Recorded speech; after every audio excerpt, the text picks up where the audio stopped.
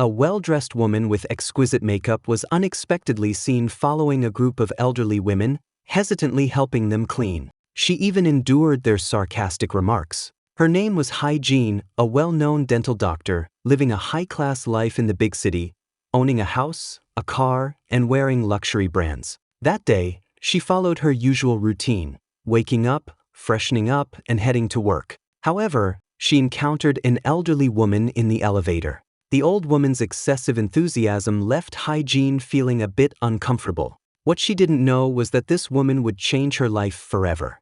That day, Hye-jin's first patient turned out to be the elderly woman from the elevator.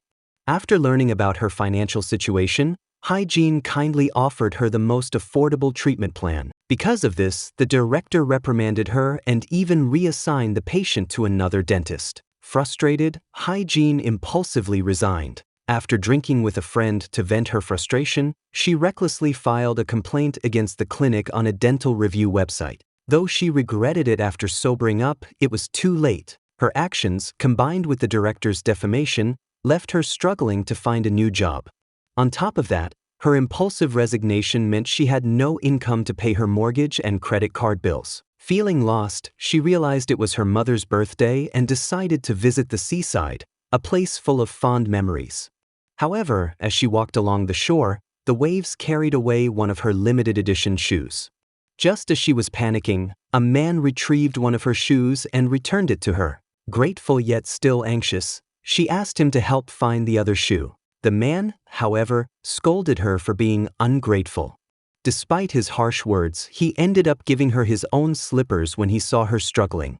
Left with no choice, she wore them and prepared to leave, only to find that her car wouldn't start. To make matters worse, her phone had no signal. As she got out to look for a payphone, her stomach started growling, so she stopped by a roadside cafe and ordered a coffee while taking the opportunity to use the restroom. But when she tried to pay, her credit card was declined, and she had no cash. The cafe owner accused her of trying to scam them. Just then, a man walked in. It was the same one who had given her the slippers. Embarrassed but desperate, she mustered up the courage to ask him to lend her money for the coffee. Seeing her in such an awkward situation, the man thought for a moment before saying, "No way." Then he added, "Come with me." "What?" she asked in surprise. "I'll take you somewhere," he said, turning around and walking off. With no other options, she had no choice but to follow him. Hye-jin never expected to come full circle like this.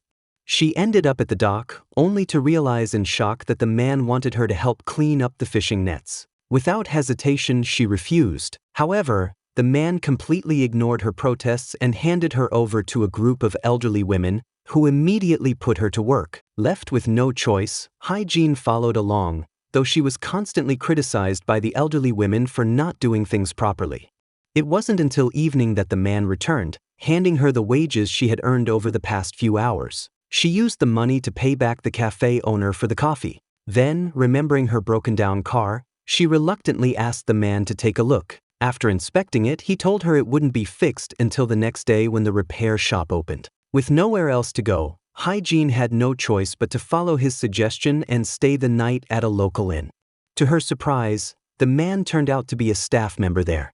Even more unexpected, her room had bugs. She barely made it through the night. By morning, her car was finally repaired, and she was ready to leave. Just then, she received a call from her former clinic's director. He smugly told her that because she had filed a complaint against him on the dental website, she would never find a job again. Angered by his arrogance, Hye-jin gritted her teeth and declared, "Fine.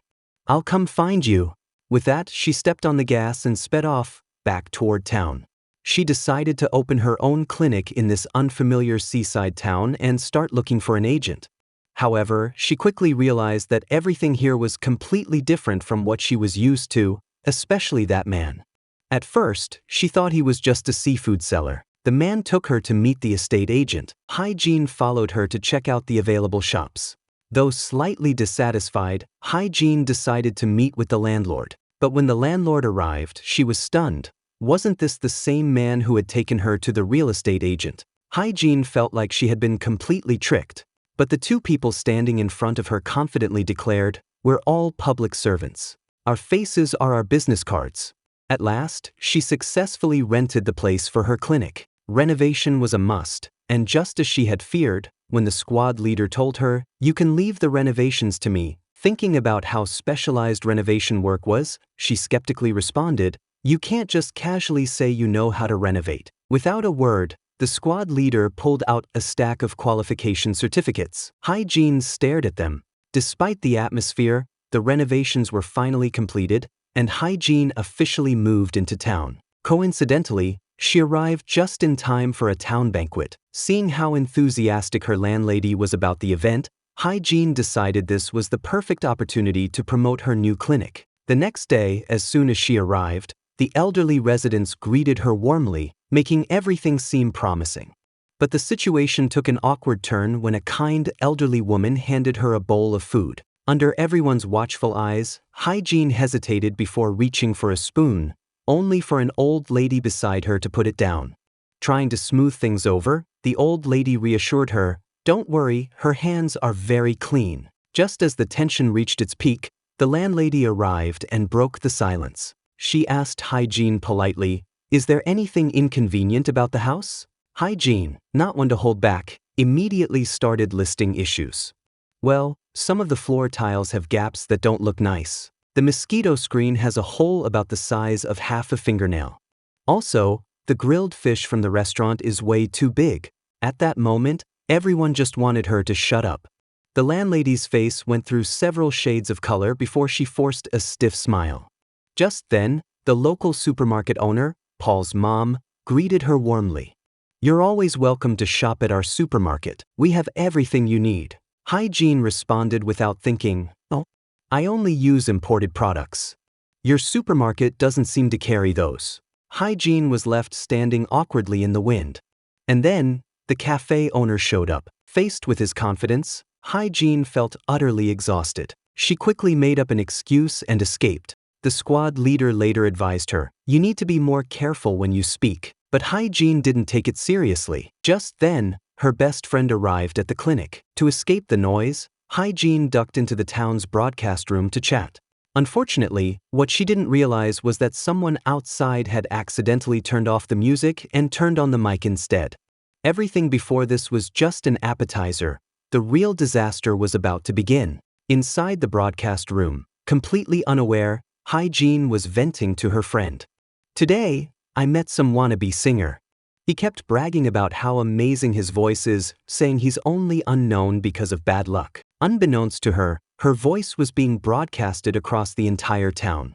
Hye-jin had just finished complaining when she confidently walked out of the broadcast room, only to be met with a courtyard full of people staring at her in stunned silence. Wait, what was going on? Then it hit her. She had just unknowingly broadcasted her entire rant to the entire town. And just like that, all the effort she had put into promoting her dental clinic is gone. The clinic hadn't even officially opened yet, and she had already managed to ruin its reputation. Just then, her best friend, Mi-seon, arrived for a visit. Turns out, she had been ghosted by another terrible boyfriend and was completely heartbroken. In a moment of emotional impulsivity, she declared she was staying in town to work as Hye-jin's dental assistant. Finally, the long-awaited opening day arrived. The two of them had prepared meticulously, making sure everything was perfect. They opened their doors right on time, and then, not a single patient showed up. Walking through town later, Hye-jin couldn't ignore the way people looked at her. Mi-seon pressed her for answers. Hye-jin finally confessed about the broadcasting disaster. Mi-seon was horrified. Without hesitation, she advised Hye-jin to cut her losses and move back to the city immediately. But Hye-jin refused to give up just yet. She decided to personally visit her neighbors, offering them sweets as a goodwill gesture. However, the response was clear. No one was in a rush to forgive or forget. The clinic remained dead silent, and even the squad leader was growing frustrated, worrying endlessly about how to help. In one last desperate attempt to fix things, the squad leader dragged Hye-jin to a community meeting, held at the very location of her biggest humiliation. "This is your chance," the squad leader told her. "You can't undo the past, but you can apologize. Just be honest and say, 'I messed up.'" With no other option, Hye-jin took a deep breath, straightened her back, and walked into the meeting. right as the townspeople were passionately discussing all the ridiculous things she had done since arriving. Hye-jin's unexpected arrival at the meeting left everyone in shock. She stood awkwardly under their gazes, unsure of what to do, until the squad leader walked in with a huge box of snacks and cheerfully announced that Hye-jin had come to apologize. "These are for everyone." The atmosphere finally began to relax. People slowly let go of their grudges. By the time the meeting ended, it seemed like Hye-jin had somewhat redeemed herself. As they left, the squad leader casually reached for Hye-jin's hand. Wait, was this a hand-holding moment? Hye-jin thought, slightly panicked. But before she could overthink it, the squad leader's hand lightly brushed over hers and left a bill in her palm. The squad leader, however, wasn't done with her yet. Determined to force Hye-jin into the community, she continued to meddle. And finally, the impossible happened. A patient walked into the clinic. The poor man looked around at the empty, lifeless waiting room, momentarily wondering if he had walked into an abandoned building. Meanwhile, Hye-jin and Mi-seon were so excited that they nearly scared him off. Their first real patient. Later, Hye-jin realized that this, too, was thanks to the squad leader. She remembered something the squad leader had said before: life isn't fair. Some people walk on a smooth path, while others struggle through endless obstacles. And some? They run with everything they have, only to find themselves at the edge of a cliff. Overwhelmed with gratitude, she rushed to find the squad leader, but before she could, she ran into the coffee shop owner. She sincerely apologized and even gave an honest, and slightly kinder, review of his songs. With that, something changed in her. The once arrogant city girl now walked with a lighter step. Even picking up her packages felt different. Maybe because her delivery guy was none other than the squad leader himself. Every time Hye-jin saw him, she couldn't help but remember the time she had accidentally fallen into his arms. But before she could dwell on that, reality called. Her high school reunion was coming up. Like many others, Hye-jin felt a mix of excitement and dread. If she was going, she had to be fully prepared. New clothes, flawless hair, and even a perfect set of teeth.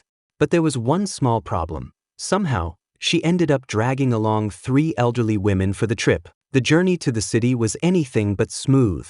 Due to their age, the grandmothers needed frequent bathroom breaks, forcing Hye-jin to stop at one rest area after another. By the time they finally arrived, she was on the verge of a full-blown meltdown. At the reunion, Hye-jin quickly found herself in a battle of status updates. Old classmates grouped together based on their careers and achievements, each trying to outdo the other. Luckily, Hye-jin's competitive spirit was still intact, and she managed to hold her ground in the intense social sparring. Back at the clinic, the squad leader arrived one day carrying Grandma Gamri on his back. The elderly woman, once strong and independent, was now struggling to eat even rice but still refused to visit the dentist. After examining her, Hye-jin found serious dental issues and strongly recommended implants for the sake of her health. However, the cost made Grandma Gamri hesitate. The squad leader tried to convince her, but the old woman refused outright. She insisted on simply having the bad teeth pulled. Frustrated, Hye-jin raised her voice, saying, "You can't just pull teeth without considering the consequences. At your age, this affects your overall health." Then, in the heat of the moment, she blurted out, "Or is it because you can't afford it?" The old woman's face darkened. "My son is an accountant in the city, my grandson studies in America, and I own land and property. How dare you assume I have no money?" she snapped. Hye-jin was stunned. She realized that Grandma Gamri had spent her whole life giving to her family but never considered her own well-being. And yet, in Hye-jin's eyes, this selflessness was a kind of selfishness. By neglecting herself, she was making her loved ones worry. Before she could say more, the elderly woman stormed out, leaving the squad leader furious at Hye-jin's words. The tension in the air was thick. Later, Grandma Gamri called her son to discuss the dental implants, but before she could even mention it, her son cut her off. He told her that the squad leader had already informed him, but with his son studying abroad, his financial burden was too heavy. He begged her to wait another year. Despite the pain in her heart, the elderly woman forced a smile and reassured him, "Don't worry about me. Just focus on your own life." Eventually, Grandma Gamri had a change of heart. She decided that from now on, she would start living for herself. The squad leader knew that this was Hye-jin's doing. That evening, the electricity at Hye-jin's home went out. The squad leader came over to fix it. While checking the wiring, she secretly placed a shoe inside a cabinet, the very same one that had been lost to the sea. Unbeknownst to Hye-jin, the squad leader had found it, carefully cleaned and restored it. When the repairs were done, she casually told Hye-jin to check inside the cabinet. As Hye-jin opened the door, she gasped in shock. Her lost shoe was back, now reunited as a complete pair. Overjoyed, she ran outside to find him. At that very moment, the town's streetlights lit up one by one, illuminating the dark night and their gazes. The squad leader looked up to see Hye-jin twirling with excitement. Something shifted between them. They had unknowingly stepped into each other's hearts. From then on, even her favorite spicy noodles lost their appeal if the delivery person wasn't him. She started attending boring merchant gatherings, just because she heard he was in charge. However, no matter how much she prepared, Hye-jin couldn't escape boredom at one of these events. She desperately wanted to leave but found no chance to slip away. So, she pretended to fall asleep, hoping it would be an excuse to leave early. Just as she closed her eyes, she heard a familiar voice, the squad leader singing. But before she could react, she suddenly realized no one had woken her up. And then, she felt herself being carried away on someone's back. The squad leader, without a word, had simply picked her up and left the gathering. As they disappeared into the night, one of her beloved shoes slipped off once again. The squad leader chuckled, knowing full well that Hye-jin was only pretending to be asleep, yet he still carried her all the way home. Even more surprising, he started delivering coffee straight to her door, free of charge.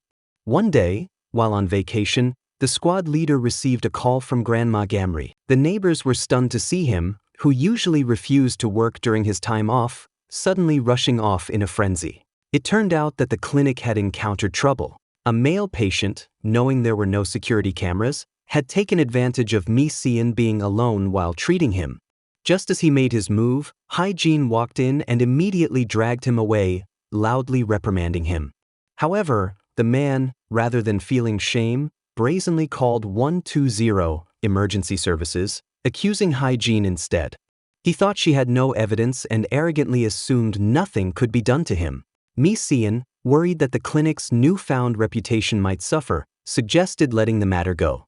But Hye-jin, fiercely loyal and principled, refused to let her friend endure such humiliation. Just as things were heating up, the squad leader arrived like a storm, furious and even more ruthless than Hye-jin. 120 eventually took the man to the hospital, but Hye-jin couldn't shake off her curiosity. How did the squad leader manage to arrive just in time? The truth? Grandma Gamri had taken the man's phone and tracked his location. This allowed the squad leader to find him at the hospital and have a friendly chat about life. And just like that, the matter was settled. Later, Hye-jin brought a gift to thank the squad leader, but she hesitated for a long time. Should she really leave this expensive drink behind?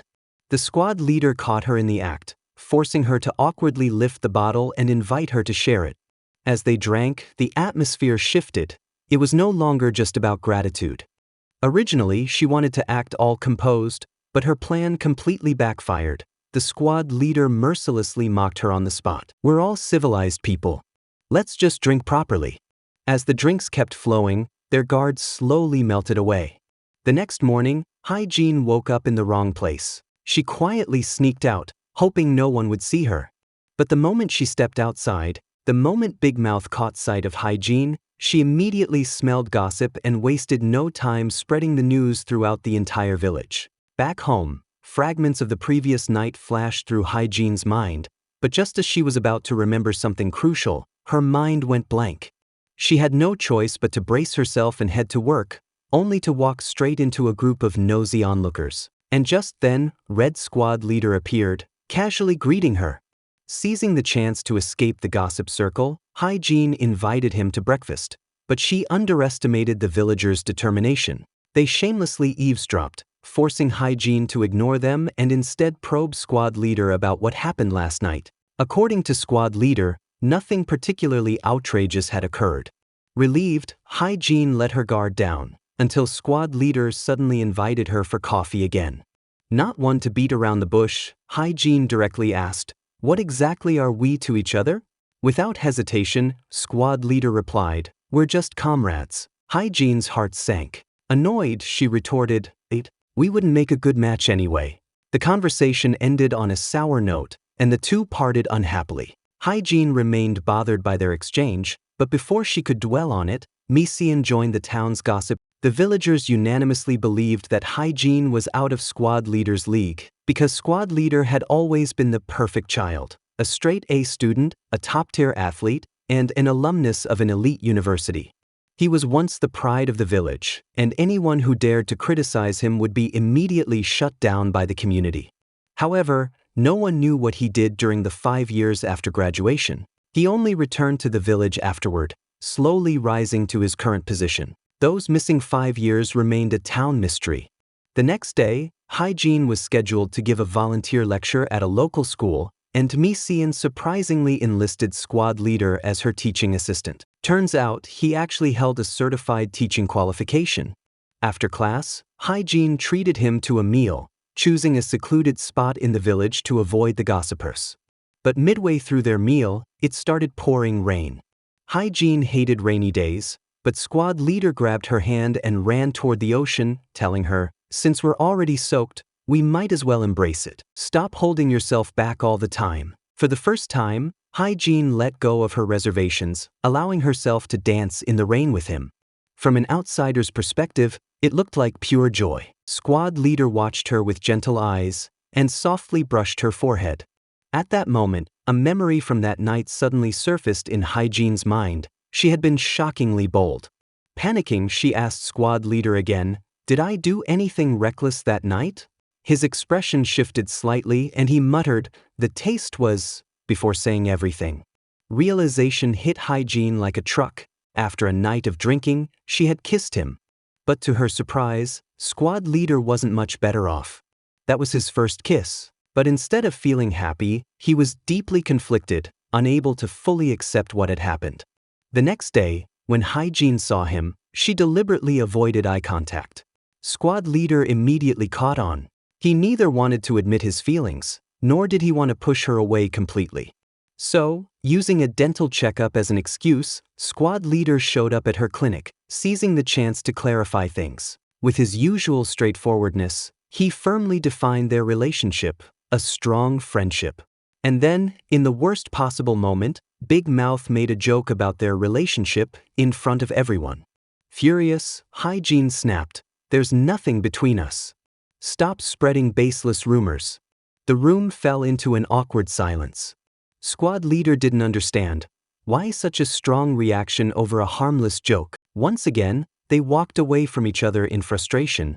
A few days later, the town held a singing competition. To help his friend, who had injured her leg, fulfill her wish, squad leader and Hye-jin teamed up to perform on stage. Their duet earned his friend second place. Watching Hye-jin act tough but secretly soft-hearted, squad leader took the initiative to reconcile with her, finally easing the tension between them. After the competition, squad leader intentionally lingered, suggesting they take a walk along the river. While Hye-jin was captivated by the fireworks across the water, squad leader only had eyes for her. Just as he was about to say something, he slipped and nearly fell into the river. Luckily, Hye-jin caught him just in time. But the person who helped pull him back up wasn't just Hye-jin. It was her close senior from school, who also happened to be squad leader's new acquaintance from the past few days. Just like that, their two-person stroll turned into a three-person outing. Song-hyun, her senior, offered to walk her home, but squad leader quickly said, "I live nearby, no need to send me off." Yet, the moment they left, he subtly followed behind them. Along the way, he invited Song-hyun over for a drink at his place. There, Hye-jin seized the chance to warn squad leader, whispering, "You better not tell anyone about that night." Unfortunately, Song-hyun happened to overhear. From the way they interacted, he quickly noticed something. Hye-jin and squad leader were perfectly in sync. Meanwhile, he himself was completely left out. The next day, Song-hyun asked squad leader to be his tour guide again, but squad leader, feeling oddly uncomfortable, refused outright.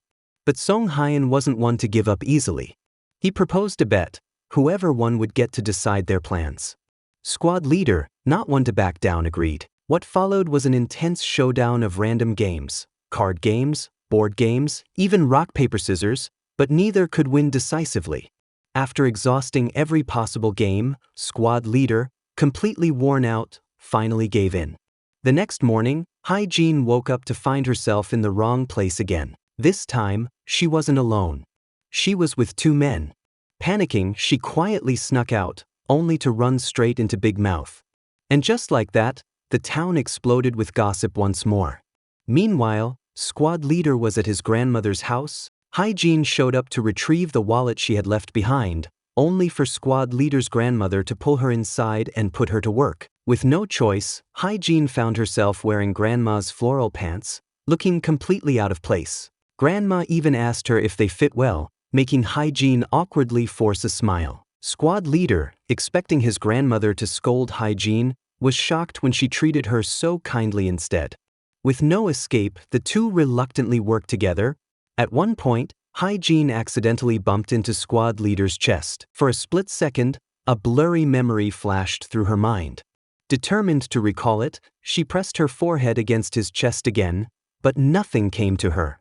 Grandma, watching the two of them, who usually argued nonstop, now getting along so naturally, couldn't help but smile. After they finally finished their chores, Hye-jin barely had time to breathe before she noticed Grandma dragging out all the blankets to wash. She wanted to run, but squad leader grabbed her before she could escape. The next day, Grandma approached squad leader. She had decided to rent out her house to the film crew. She didn't want the place she had lived in for a lifetime to remain lonely, just like her. Hye-jin readily agreed to all of squad leader's conditions, making the contract signing process remarkably smooth. For the new show's production, Hye-jin had to follow squad leader to try surfing, but somehow, the whole situation felt off. Later, just as squad leader was about to sit down for a meal, he overheard that Hye-jin was planning to eat with Song-hyun, her senior. Immediately, he inserted himself into the plan. At the restaurant, Hye-jin naturally sat beside him, leaving Song-hyun awkwardly left out. Squad leader, on the other hand, felt a tiny surge of satisfaction. Even a simple bun, just because it was from Hye-jin's plate, he insisted on snatching and eating it. As Hye-jin and Song-hyun reminisced about their college days, squad leader grew increasingly annoyed. Finally, he couldn't take it anymore and muttered under his breath, "That PD, producer, has such weird taste. How can he even see a dentist as a woman?" But the very next second, he realized his own hypocrisy. If this isn't looking at her as a woman, then what is? That night, something big happened in town. A local elementary school teacher, Hwa-jong, was almost abducted by a criminal while walking home alone. Luckily, her landlady intervened and saved her, but the culprit escaped. The town was in chaos. Upon hearing the news, Song-hyun rushed back from work, while Hye-jin prepared an entire self-defense kit, pepper spray, emergency contacts, even a protective charm. Because of this incident, squad leader started patrolling the town. When he learned Hye-jin wasn't feeling well, he brought her some herbal medicine. But of course, being him, he played it off. "I didn't make this for you. I was just going to throw it out anyway." The town's chaos continued. The next day, Big Mouth almost fell victim to a telecom scam. Just as she was about to hand over her money, Hye-jin happened to walk by and stopped her. Realizing the scam had failed, the criminal immediately switched to robbery. Coincidentally, he ran straight into squad leader and Song-hyun. The moment they heard, "He's a scammer," the two men immediately took off after him. They managed to catch the criminal and retrieve the stolen money. That night, Hye-jin noticed squad leader's arm was injured and brought a first aid kit to his home to help him treat his wound. As she leaned in close, squad leader's heart suddenly started racing. He wasn't sure if it was the injury or something else entirely. Hye-jin looked at him and said, "You don't look so good." Determined to show off her skills, Hye-jin decided to personally cook porridge for squad leader. As he lay on the couch, he listened to the clanging sounds from the kitchen. By the time Hye-jin finished and brought the porridge out, squad leader had already fallen asleep. She unconsciously stepped closer, gazing at him in silence. By the time he woke up, Hye-jin was already gone, leaving behind a bowl of freshly made porridge on the table. He took a bite and immediately surprised. But despite his complaints, he finished every last bit, not letting any go to waste. That evening, the production crew gathered to film a scene under the moonlight. Everyone was there, except Hye-jin. Squad leader looked around but couldn't find her. It turned out she had worked overtime and was heading home alone. Walking down the dimly lit street, the memory of recent incidents crept into her mind. She sensed someone following her, pulled out her phone to call for help, but in her panic, she dropped it. There was no time to retrieve it. She ran straight for home. Just as she reached the door, a familiar voice called her name. It was squad leader. Overwhelmed with fear and relief, Hye-jin ran into his arms. Though he didn't understand what was going on, he instinctively held her tightly, trying to calm her down. Meanwhile, inside the house, squad leader couldn't bear the thought of Hye-jin staying alone. Without hesitation, he brought her to his home. She was still shaken. Every little noise outside, from the rustling wind to a distant dog's bark, clutching onto his shirt tightly, she refused to let go. He had no choice but to sleep on the sofa next to her, reading aloud until she finally drifted off to sleep. The next day was the anniversary of squad leader's grandfather's passing. Hye-jin, knowing he had no family left, finished work early, bought offerings. To her surprise, the entire village had gathered, bringing various offerings. Squad leader carefully placed the ones Hye-jin brought at the most prominent spot, a quiet but meaningful gesture. Hye-jin happily decided to stay, and during dinner, she even took the initiative to help squad leader crack open his crab. In the excitement of the moment, she blurted out, "Peeling crab for someone is something only done for those you truly care about." The words had barely left her mouth before she realized how much they sounded like a confession. Embarrassed, she couldn't sit still any longer and quickly made an excuse to leave. However, as soon as she reached her doorstep, Song-hyun was already there waiting for her. He had seen her and squad leader at the hospital and realized that he might already be too late. But despite that, he couldn't let go without at least confessing his feelings. Hye-jin felt conflicted. Chi Ching-sien was someone she had once liked, so she should have been happy to hear his confession.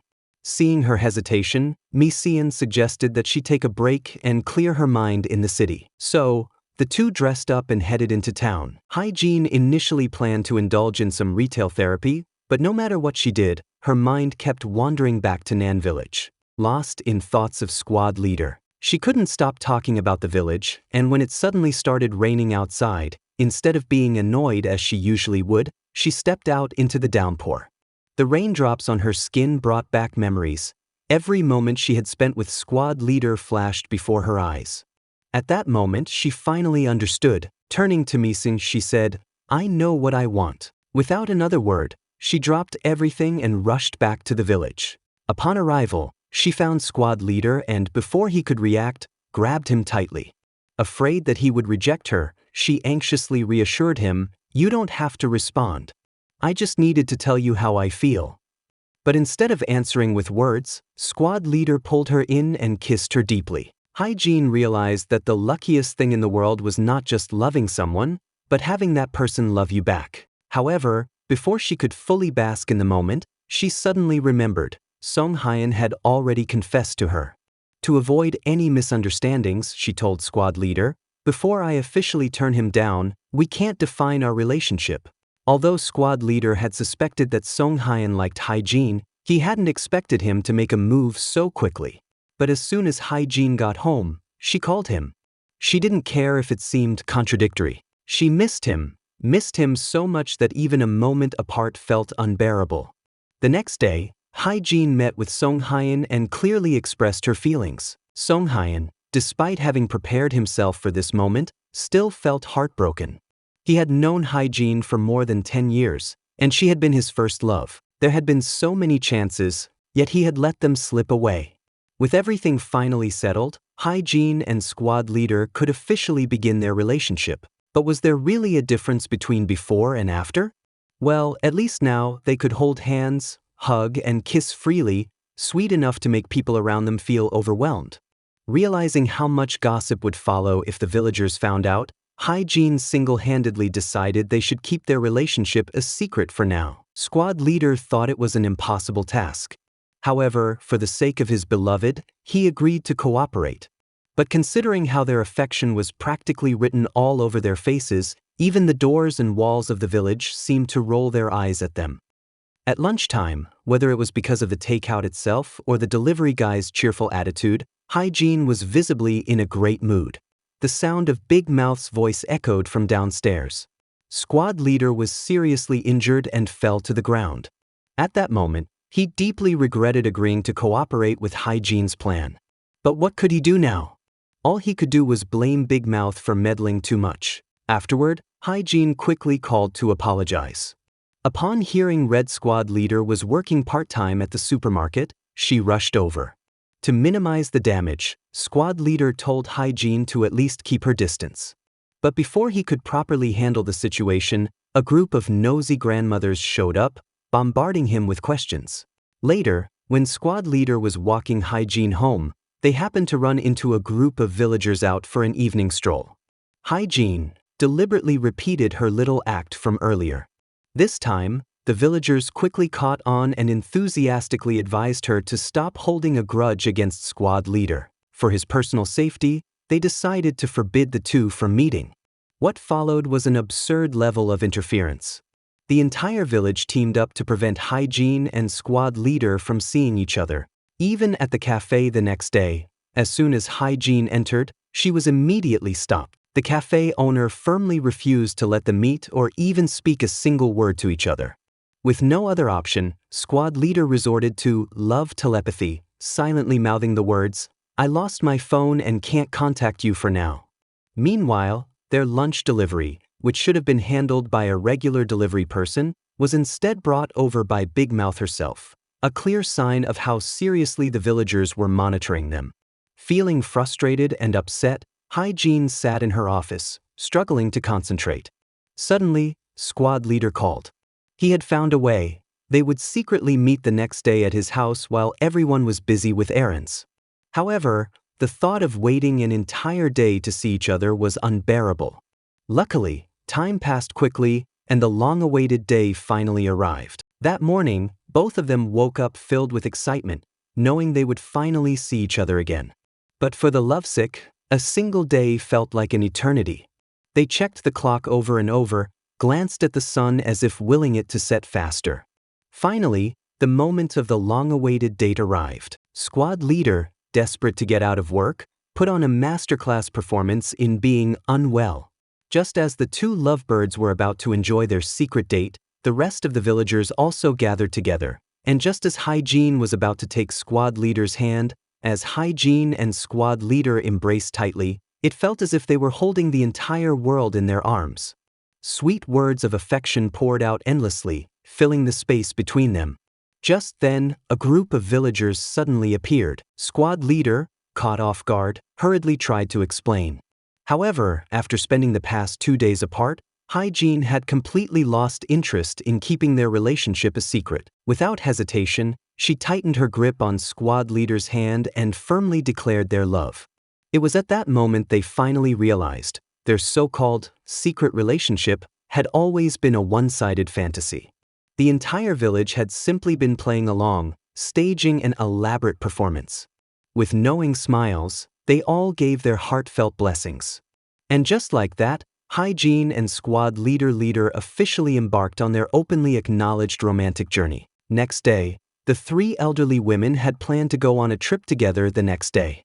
But before dawn, the younger sister discovered that the eldest sister had passed away in her sleep. Grandma left without a sound. Now that she was gone, the children she had longed to see finally returned for her funeral. Squad leader, whom she had raised like a son, arranged the morning hall according to her final wishes.